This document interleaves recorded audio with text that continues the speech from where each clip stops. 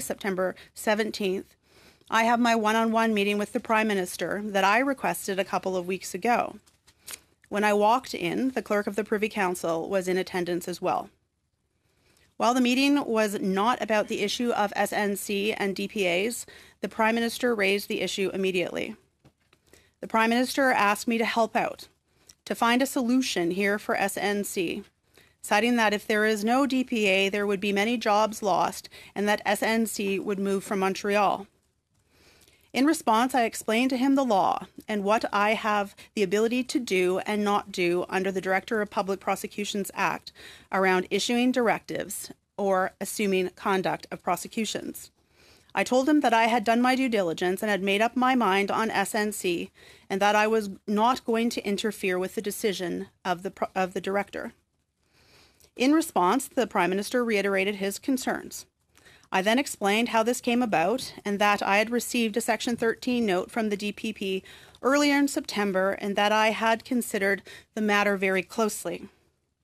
I further stated that I was very clear on my role as the Attorney General and that I am not prepared to issue a directive in this case, that it would not be appropriate. The Prime Minister again cited the potential loss of jobs and SNC moving.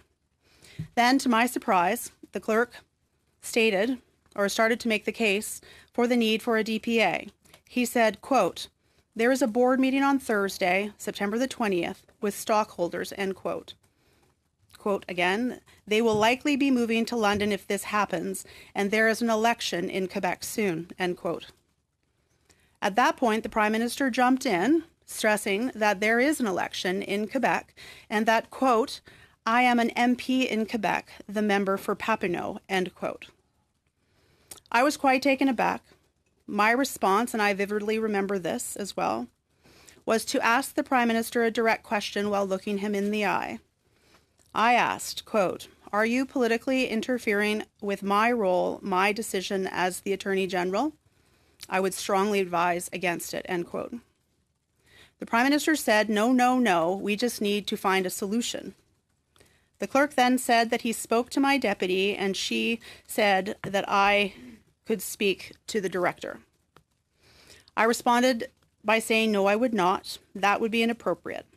I further explained to the clerk and the Prime Minister that I had had a conversation with my deputy about options and what my position was on the matter. As a result, I agreed to and undertook to the Prime Minister that I would have a conversation with my deputy and the clerk, but that these conversations would not change my mind. I also said that my staff and my officials are not authorized to speak to the PPSC. And then we finally discussed the issue that I had asked for the meeting in the first place.